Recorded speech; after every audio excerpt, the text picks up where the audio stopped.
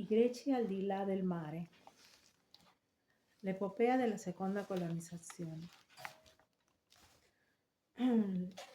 Poca terra per molti uomini. La necessità di partire. Incremento demografico e risorse. Oltre dalla nascita e dalla diffusione della polis, nell'arco di tempo che va dall'VIII al VI secolo a.C., fu segnato da un altro gran evento destinato ad avere un impatto fortissimo sulla vita della Grecia e di molte altre terre. È il fenomeno che gli storici hanno chiamato seconda colonizzazione, per distinguerla da quella che ebbe luogo durante il Medioevo ellenico. La nuova ondata colonizzatrice fu provocata dal concorso di varie cause, anche se è innegabile il ruolo giocato dallo sviluppo agrario dell'VIII secolo a.C. e dal conseguente incremento demografico, che determinò una forte sproporzione tra i livelli di popolazione e disponibilità di terre coltivabili. Il territorio della Grecia è infatti prevalentemente arido e montuoso, e questo poneva seri limiti alla possibilità di estendere i terreni messi a coltura e di garantire pertanto a tutti i suoi abitanti le risorse alimentari necessarie. Il popolamento delle colonie. Di fronte a questa situazione, a partire dalla metà dell'VIII secolo a.C., gruppi di greci iniziarono a guardare verso il mare, di là dal quale si stendevano terre ricche non solo di materie prime, ma anche di spazi fisici dove insediarsi più agevolmente. La loro patria, inoltre, era non di rado teatro di violenti conflitti sociali tra gli aristocratici che tendevano la quasi totalità delle terre coltivabili, detenevano la quasi totalità delle terre coltivabili e i contadini sempre più poveri e sempre meno in grado di sfamarsi. I territori da colonizzare avrebbero potuto offrire anche a questi ultimi nuove migliori opportunità di sopravvivenza. Tra i coloni vi erano poi membri della vecchia aristocrazia alla ricerca di facili guadagni e personaggi ambiziosi che in patria si vedevano chiusa la strada per emergere sulla scena politica a causa delle aspre lotte interne al mondo nobiliare. Infine non mancarono casi in cui la creazione di colonie ebbe anche lo scopo di stabilire punti di approdo lungo le rotte commerciali che attraversavano il Mediterraneo a beneficio delle città, come Calcide, Megara, Eretria e Corinto, a maggiore vocazione mercantile. Nelle terre d'oltremare i greci fondarono moltissime colonie, circa 150, a differenza di quelle create per esempio dai Fenici, che inizialmente erano soprattutto scali commerciali e punti di appoggio per l'imbarcazione in transito. Le colonie greche furono da subito colonie di insediamento e popolamento, pensate per accogliere stabilmente in un nuovo territorio una massa considerevole di abitanti. Le mete del viaggio. Il flusso migratorio seguì due direttrici principali. La prima si svolse a est e a nord-est della Grecia, interessando territori già toccati molto tempo addietro dalla prima colonizzazione, ma anche regioni nuove e sconosciute come quelle intorno al Ponto Eussino, l'odierno Mar Nero, e all'Ellesponto, lo stretto dei Dardanelli, e alla Propontide, il Mar di Marmara. La seconda direttrice si spinse invece verso le zone occidentali del Mediterraneo, dall'Italia meridionale e insulare fino alle coste mediterranee delle odierne Francia e Spagna. In particolare furono il sud della penisola italiana e la Sicilia a conoscere una splendida fioritura grazie agli insediamenti ellenici. Questo territorio è soprattutto l'Italia meridionale peninsulare, chiamata Magna Grecia. ossia Grande Grecia. Talvolta raggiunse un livello di ricchezza e di sviluppo culturale più elevato di quelle della madrepatria. Il supporto della madrepatria. I greci chiamavano una colonia apoichia, termine che significa letteralmente allontanamento da casa, da apo, lontano, e oikos, casa, patria. Tale allontanamento non nasceva però dalla decisione di singoli individui o di singole famiglie, come accade nel caso delle moderne migrazioni. Di norma era infatti la polis stessa a predisporre lo spostamento di una parte dei propri cittadini, ai quali forniva mezzi di trasporto, supporto tecnico e organizzativo e naturalmente armi. A capo della spedizione vi era una ecista, dal greco oikistes, fondatore, chissà sempre un aristocratico che aveva la responsabilità di organizzare il nuovo insediamento. Si intende che, come tutti gli eventi sociali del mondo antico, anche l'avvio di una nuova avventura coloniale presentava una dimensione religiosa. Prima di partire l'ecista si recava di norma all'oracolo di Delfi per chiedere la benedizione di Apollo e magari qualche indicazione su ciò che lo attendeva al termine del viaggio. I futuri coloni, non più di qualche centinaio, tutti maschi, si imbarcavano poi sulle navi del convoglio. Quanto alla destinazione del viaggio, possiamo immaginare che essa fosse lasciata al caso e che l'ecista, grazie alle informazioni fornite dai mercanti o dagli abitanti di colonie già insediate, avesse un'idea chiara dell'area da esplorare. L'incontro con le popolazioni autoctone. A volte le colonie greche venivano fondate in terre scarsamente popolate e dunque in contesti che non comportavano la necessità di entrare in relazione con le popolazioni autoctone. Ma nella maggioranza dei casi, specialmente nell'Italia meridionale e in Sicilia, l'arrivo dei greci aveva effetti dirompenti su equilibri consolidati e poteva suscitare la reazione anche violenta dei popoli preesistenti, soprattutto nelle fasi iniziali della colonizzazione. Pertanto si verificarono scontri con le comunità indigene che spesso vennero ricacciate dalle coste verso l'interno o ridotte in schiavitù e impiegate per i lavori nei campi. Si racconta per esempio che in seguito alla fondazione di Siracusa la popolazione autoctona fu totalmente asservita dai coloni. Non mancarono d'altra parte esempi di collaborazione e di convivenza fruttuosa tra i greci e popolazioni locali. Accade così ai colonizzatori delle isole Lipari, presso la costa settentrionale della Sicilia, i quali furono accolti talmente bene dagli abitanti che scelsero di non appropriarsi della terra, ma di sfruttarla collettivamente. In tal modo misero in comune con gli isolani proprietà ed energie, realizzando una forma di insediamento decisamente insolita. L'organizzazione delle colonie. Il rapporto con la polis di origine. Una volta insediatosi nella nuova terra, ciascun colono riceveva l'ecista, un appezzamento di terreno coltivabile. I lotti erano tutti uguali tra loro e il colono ne diventava proprietario per sempre. In questo modo, almeno in origine, le differenze sociali tra i cittadini venivano annullate in una sorta di nuovo inizio che poneva tutti sulla stessa linea di partenza, anche se una simile situazione di uguaglianza era inevitabilmente destinata ad alterarsi nel corso del tempo.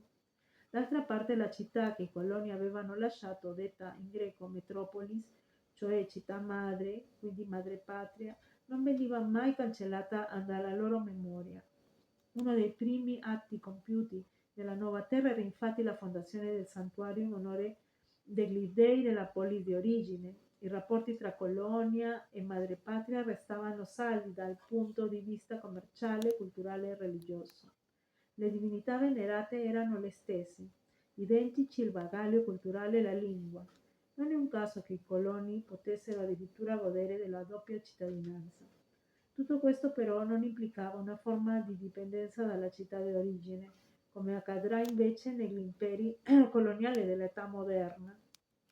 La colonia manteneva rapporti privilegiati con la madrepatria, ma al di là di questo era una polis perfettamente autonoma, alla ricerca di specifiche soluzioni e specifici problemi. Non furono rari, anzi, i casi in cui le colonie entrarono addirittura in conflitto con la madrepatria. Un mondo più libero. Rispetto alla madrepatria, l'assetto sociale delle colonie era più egualitario e meno conflittuale.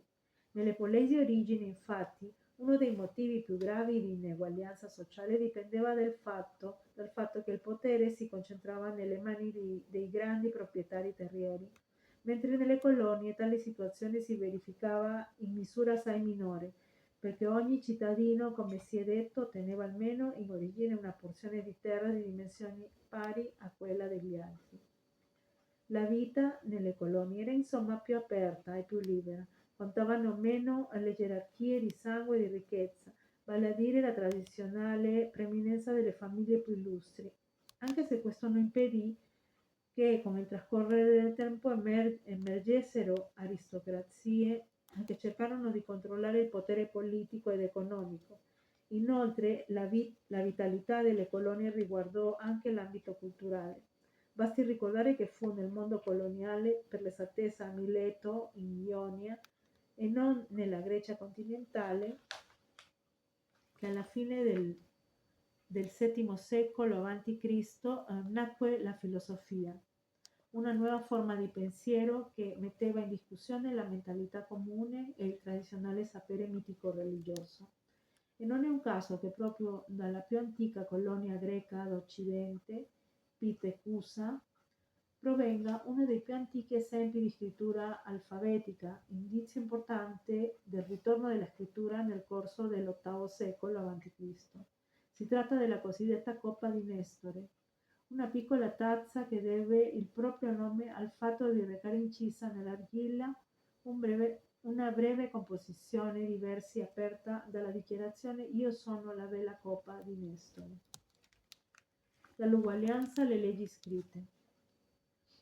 La condizione di maggiore uguaglianza economica e sociale rispetto alla madrepatria ebbe anche un'altra conseguenza importante, resa possibile proprio dalla riscoperta della scrittura.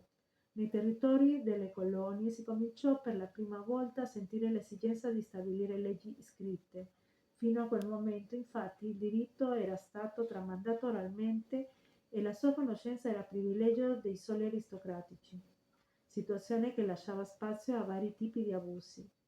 La leggenda intreccia alla storia, individua come primi legislatori alcuni personaggi provenienti dalle colonie come Saleuco di Locri in Calabria, Diocle di Siracusa e Caronda di Catania, tutti vissuti tra il VII e VI secolo a.C.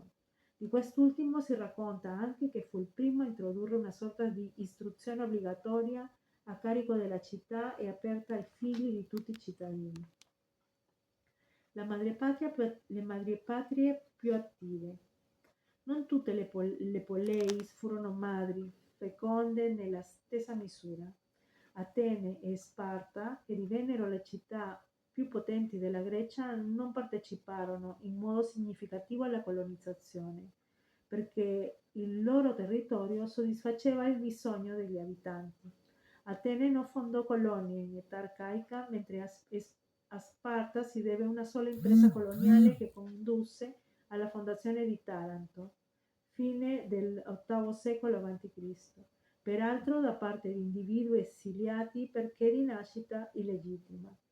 Più attive sul piano coloniale furono Corinto, Megara, Eretria e Calcide, poleis che possedevano un notevole grado di competenza nella navigazione marittima, che indubbiamente le facilitò nell'impresa. Colonie di colonie. Era piuttosto frequente che da una colonia, soprattutto per contrasti interni, si distaccassero a loro volta gruppi di abitanti che andavano a insediarsi in una nuova località. La colonia diventava così madrepatria di altre colonie. I cittadini di Cuma, per esempio, fondarono intorno al 470 a.C. Neapolis, letteralmente città nuova, cioè Napoli. Da Megara Iblea, in Sicilia, partì un gruppo di coloni che verso il 650 a.C. si insediò a Selinunte, sulla costa sud-occidentale dell'isola. Anche Agrigento venne fondata da fuoriusciti della colonia di Gela nel 580 a.C. circa.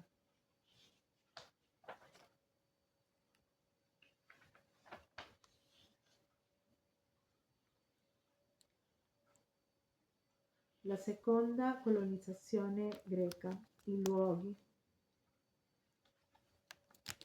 Una carta geografica.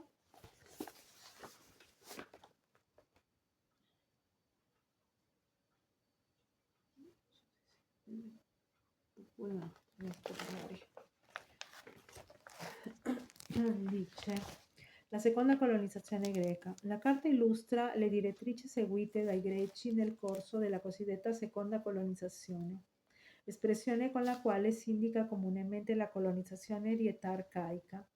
Le prime colonie occidentali furono Pitecusa, cioè Ischia, che i greci chiamarono Isola delle Scimmie, Pitekoi, e Cuma, fondate in Campania da Calcide ed Eretria, due centri dell'Ubea, alla metà dell'VIII secolo a.C.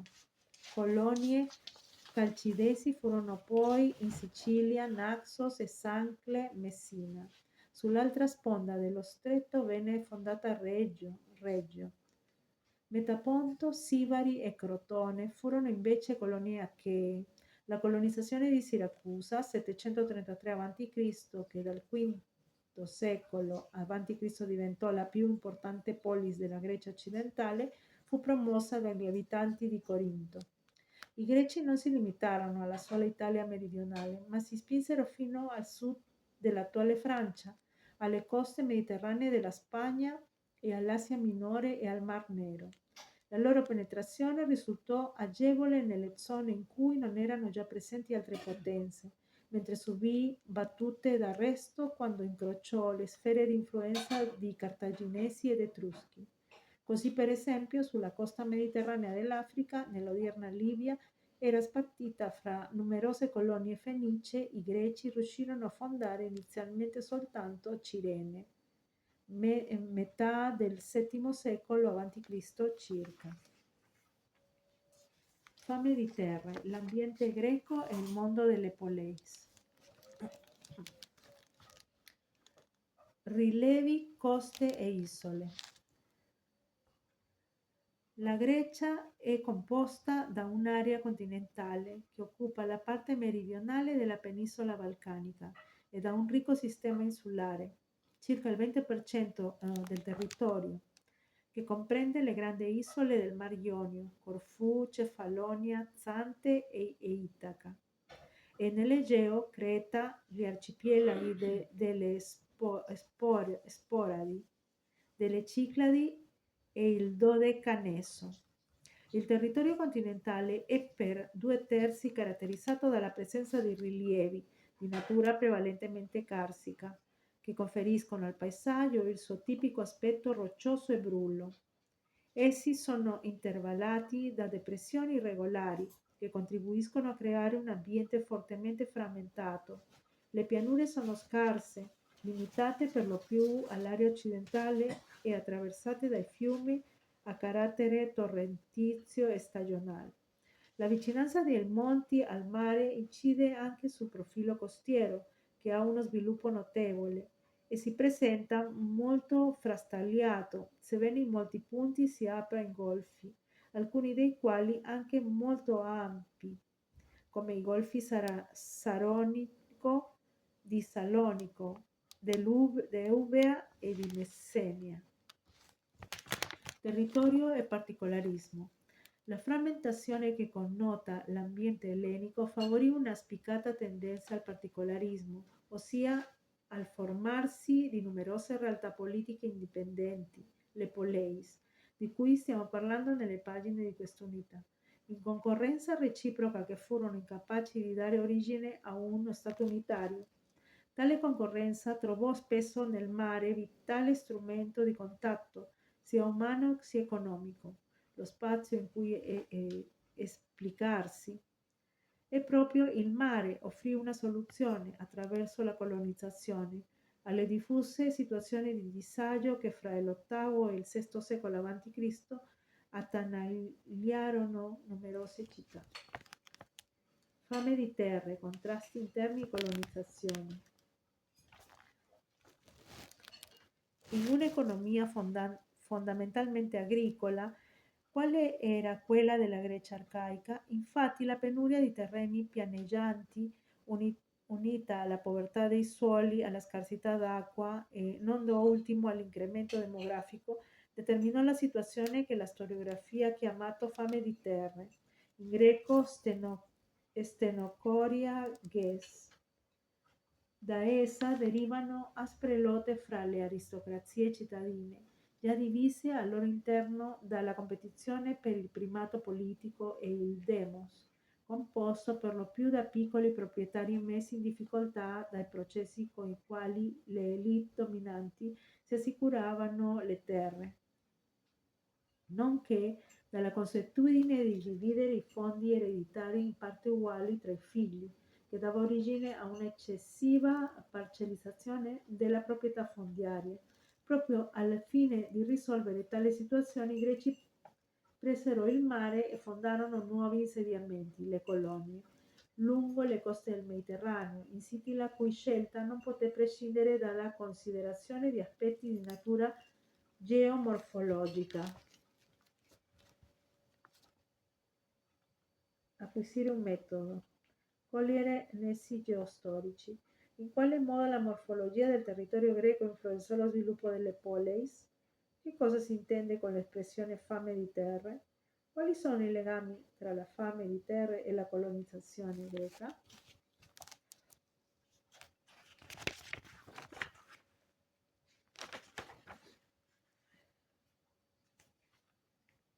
Fissare chiavi e concetti. Fissare i concetti chiave. Tra l'VIII e il VI secolo a.C., alcuni gruppi di greci promossero la cosiddetta seconda colonizzazione, che ebbe fra le sue cause l'incremento demografico conseguente allo sviluppo agrario e i violenti conflitti che opposero i membri dell'aristocrazia, proprietari della maggior parte delle terre, ai contadini. Le imprese coloniali erano organizzate dalle poleis di partenza e condussero alla fondazione di centri politicamente autonomi, che mantenevano però con la madrepatria stretti vincoli commerciali, culturali e religiosi. Nelle colonie i cittadini godevano di condizioni sociali, politiche ed economiche più egualitarie e libere, che ne favorirono la fioritura economica e culturale. Acquisire un metodo. Collocare nello spazio. Quali furono le principali direttrici della seconda colonizzazione greca? Utilizzare il lessico. Che cosa si intende con il termine greco apoikia? Qual è la sua etimologia? Avvio al ragionamento storico. Quale rapporto esiste tra colonizzazione e legislazione scritta? Utilizzare il lessico. Che cosa sono le colonie di colonie? Poi qualche esempio di tali centri. Geostoria, regioni e stati. Ieri e oggi. Sicilia e Magna Grecia. Allargare i confini della Grecia. La seconda colonizzazione greca ha lasciato splendide vestigia di diverse zone della Sicilia e dell'Italia meridionale peninsulare, la vera e propria Magna Grecia. Quest'ultima espressione è la traduzione del greco megale, Elas, e sebbene sia attestata per la prima volta nell'opera dello storico Polibio, circa 200-120 a.C., fu usata in ambienti greci almeno dal VI secolo a.C. per indicare l'insieme delle colonie fondate fra il Mar Ionio e il Mar Tirreno. La definizione di Magna Grecia tradisce il punto di vista dei coloni ellenici, che con orgoglio potevano affermare di sentirsi parte della grecità, Elas. ma di averne allargato gli orizzonti geografici, economici e politici verso occidente. Megale. La scelta dei siti. Molti degli attuali centri urbani dell'Italia meridionale e della Sicilia sorsero su iniziativa di coloni greci proprio in età arcaica.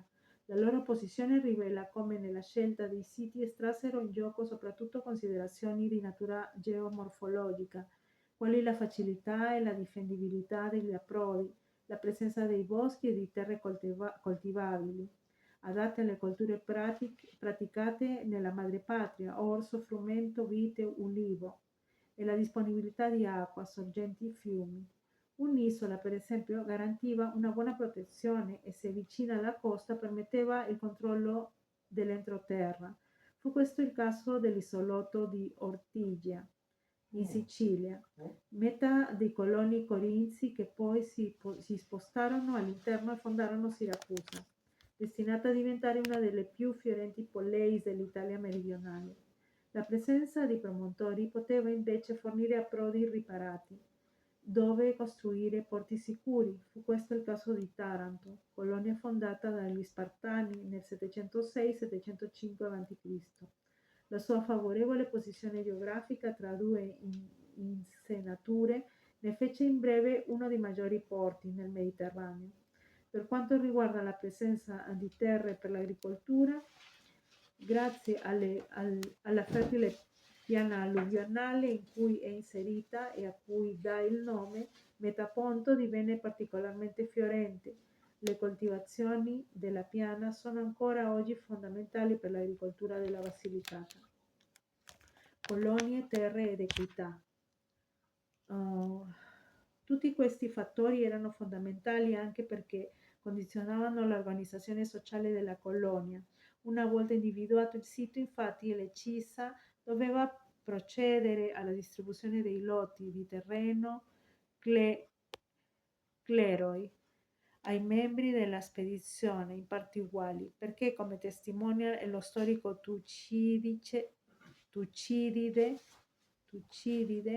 circa 460-395 a.C., lo scopo dei coloni emigrando ed essere pari in diritti ai contadini non schiavi. Guerra del Peloponneso, prima 34-1. Dunque, per garantire l'equità, il numero degli abitanti doveva essere proporzionale alle terre disponibili, che dovevano essere misurate e ripartite con cura, secondo procedure attestate già nell'Iliade omerica. Acquisire un metodo, cogliere nessi geostorici, competenze digitali.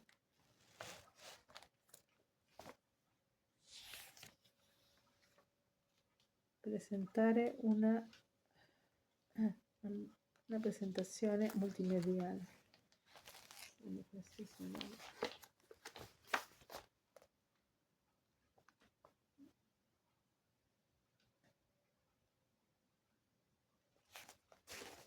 La maglia greca. Le conseguenze della colonizzazione. Nuova ricchezza e l'introduzione della moneta. Il fiorire delle attività di scambio tra colonie e madrepatria e lo sfruttamento delle risorse disponibili nel territorio di insediamento produssero ben presto una diversificazione dell'economia. Sull'iniziale e ancora preponderante base agricola si innestarono così attività artigianali e mercantili. Alcuni contadini giunti nelle colonie divennero infatti artigiani, dedicandosi ad esempio alla manufattura della ceramica, di cui una madrepatria come Corinto era produttrice su larga scala. Si verificarono poi una progressiva organizzazione e una specializzazione nei vari settori produttivi. Per rimanere al caso della ceramica, vi era chi si occupava di dare forma al vaso, chi di sottoporlo alla cottura, chi di dipingerlo e chi di metterlo in vendita. A questo sviluppo economico è connessa l'introduzione della moneta, inventata stando allo storico Erodotto, V secolo a.C., dai Liri, popolo dell'Asia Minore, intorno alla metà del VII secolo a.C. Essa si diffuse poi tra i greci delle colonie orientali, con i quali i Lidi avevano stretti rapporti economici e culturali. Inizialmente le monete erano costituite da piccoli lingotti metallici, in seguito furono realizzate in elettro, una lega d'oro ed argento che rese più maneggevoli, mentre ancora più avanti vennero coniate anche monete d'argento e d'oro, queste ultime rare in Grecia per la scarsità di giacimenti auriferi. Le prime emissioni monetali nacquero comunque per uso pubblico, venivano infatti utilizzate per la riscossione di multe e imposte, per pagare i mercenari, per sovvenzionare i lavori pubblici, eccetera. Inoltre, la coniazione di monete rappresentava per una polis un'espressione forte della propria identità. Ogni città batteva una propria moneta con impresso un simbolo particolare e le monete delle colonie portavano il contrassegno della nuova fondazione insieme a quello della madrepatria. Prestito, interesse e schiavitù per debiti. Con la moneta arrivò anche la pratica del prestito e interesse, con tassi spesso proibitivi che costringevano il debitore a rendere la somma ricevuta più quella notevole maturata durante il periodo della mancata restituzione, di cui derivò una delle piaghe più gravi dell'economia greca. Molti piccoli proprietari terrieri in difficoltà infatti si indebitarono senza essere poi in grado di restituire il prestito, proprio per gli interessi eccessivamente elevati. La conseguenza fu che si videro costretti a cedere le proprie terre, da ultimo rischiando persino di cadere in schiavitù, pena prevista per i debitori insolventi. L'evoluzione tecnica delle navi. L'incremento del commercio, soprattutto marittimo, cominciò a richiedere mezzi di trasporto più adeguati. Si fa risalire al VII secolo a.C. il passaggio dalla vecchia nave a 50 remi, la Pentecontere, che comportava spese notevoli per il gran numero di rematori, alle navi a vela, con maggiori capacità di carico. Per lo stesso motivo le navi commerciali si differenziarono nettamente dalle navi da guerra. Queste ultime dovevano potersi muovere anche in assenza di venti favorevoli, essere più maneggevoli, avere dotazioni specifiche come i rostri. Così verso la fine del VII secolo del VI secolo a.C. i greci giunsero a mettere a punto le trireme, una delle più efficaci navi da guerra dell'antichità. Fissare i concetti chiave. Grazie agli scambi con la madrepatria e allo sfruttamento delle risorse locali, l'economia delle colonie prosperò e si diversificò, dando vita a fiorenti attività artigianali e mercantili. Al VII secolo a.C. risale l'introduzione del mondo greco della moneta, usata soprattutto per finalità pubbliche. Insieme alla moneta si diffuse la pratica del prestito a interesse, che provocò l'indebitamento di numerosi soggetti insolventi, che per questo spesso furono ridotti in schiavitù. Acquisire un metodo. Comprendere eventi e processi. Perché il fenomeno della colonizzazione produsse una diversificazione dell'economia? Comprendere eventi e processi. A quali esigenze risposero le prime emissioni di monete? Comprendere eventi e processi. Come si trasformarono le navi greche nel VII e VI secolo a.C.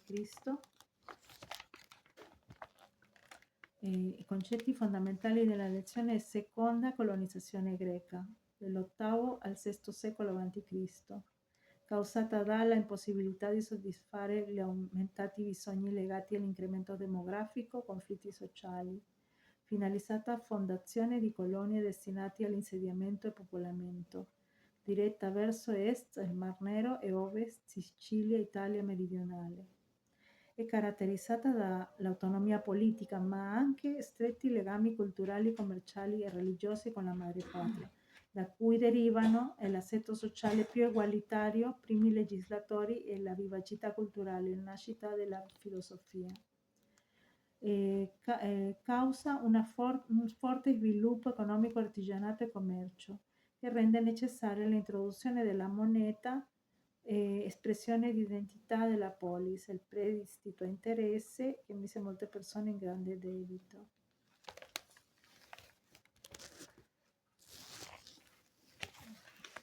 Quindi questo capitolo, sì, ho finito.